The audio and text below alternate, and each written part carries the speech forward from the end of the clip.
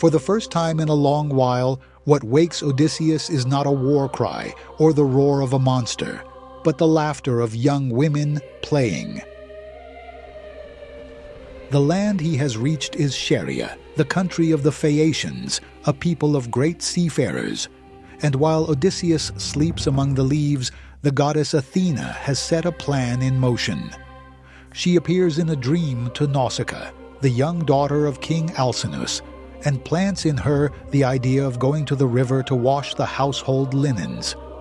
The next morning, the princess asks her father for a wagon and goes down with her handmaids to the mouth of the river, right where the shipwrecked man lies hidden.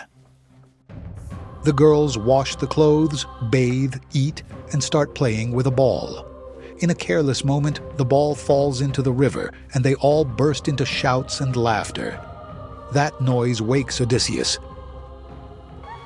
He comes out from the thicket, and the sight is that of a wild creature, naked, crusted with sea salt, his body battered by the rocks and the days at sea. He covers himself only with a leafy branch. At the sight of him, the handmaids flee in terror in every direction. Only one does not move. Nausicaa, into whom Athena has put courage, stands firm before the stranger. And here Odysseus does what he does best. He uses words. He knows a naked man cannot approach to clasp a young woman's knees without frightening her further. So he keeps his distance and speaks to her with respect and gentleness. I do not know if you are a goddess or a mortal woman.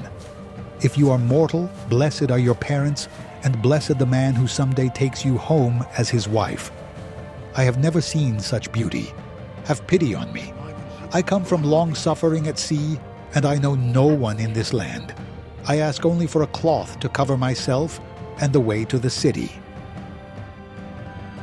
The words move Nausicaa.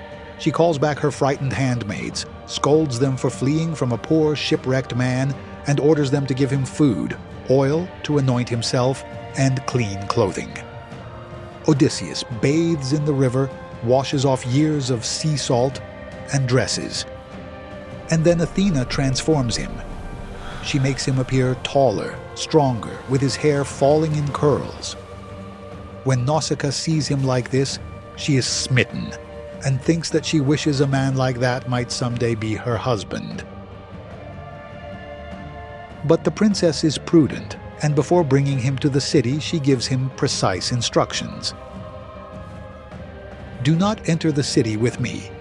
If people see us together, they will talk and say, I have found myself a foreign husband. Follow the wagon at a distance, and when you reach the palace, do not stop before my father the king. Go straight to my mother, Queen Arete, clasp her knees and beg her. If she looks on you with favor, your return home is secured. Odysseus obeys. To protect him, Athena wraps him in a mist that makes him invisible, so that no Phaeacian stops him or questions him along the way. So he crosses the city and reaches the palace of Alcinous, a marvel unlike anything he has seen in the whole voyage. Walls of bronze, doors of gold, gardens where the trees bear fruit all year round, pear trees, pomegranates, and vines that never stop producing. After so many islands of monsters, at last a civilized and prosperous place. Inside, the mist dissolves at once. Before the assembled court, Odysseus crosses the hall, throws himself at the feet of Queen Arete, and clasps her knees, exactly as Nausicaa instructed. He begs them to help him return home. The Phaeacians are astonished at the stranger who has appeared from nowhere. But King Alcinous lifts him from the floor, seats him beside himself with honor, and promises him, without even knowing who he is, that his people will carry him home on their ships, wherever that may be. Then he orders a banquet in his honor. To entertain their guest, the Phaeacians organize games, races, wrestling, jumping, and throwing. When they invite Odysseus to compete, he declines politely, exhausted by all he has been through. But a young man named Euryalus taunts him in front of everyone, saying he does not look like an athlete but like a greedy merchant who thinks only of loading his ship with profit. The insult lights a fire in Odysseus. Without wasting words, he takes the largest and heaviest discus there, far bigger than the ones the Phaeacians use, and throws it. The discus flies whistling far beyond every mark and lands much farther than anyone has reached. He then challenges any of them to beat him at whatever they choose, and the whole hall falls silent. The supposed merchant turns out to be something else entirely. During the feast, Demodocus, the blind bard of the court, sings, and as chance would have it, he sings precisely about the Trojan War, the deeds of the Greek heroes, their disputes, and later the trick of the wooden horse. Odysseus, hearing his own story told by a stranger who does not recognize him, cannot hold himself together. He covers his head with his cloak so no one will see him and weeps in silence. But Alcinous, seated beside him, notices the tears and finally asks him what no one had asked before. "Who are you, stranger? Why do you weep on hearing the fate of the Greeks at Troy? Did you lose someone of your own there?" The moment has come. Odysseus stops hiding and reveals before the entire court the name that has weighed on him for years. "I am Odysseus, son of Laertes, known among men for my cunning, and my homeland is Ithaca." The hall falls silent. They have before them one of the great heroes of the Trojan War. And at the king's request, Odysseus then tells them everything he has lived through since the fall of the city. The Cicones, the Lotus Eaters, the Cyclops, Aeolus, the Laestrygonians, Circe, the realm of the dead, the Sirens, Scylla, and Charybdis, the cattle of the sun, and the 7 years with Calypso. The whole voyage told from his own mouth.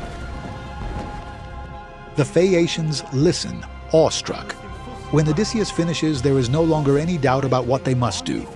Alcinous and the nobles shower him with gifts, gold, bronze, fine cloth, and treasures.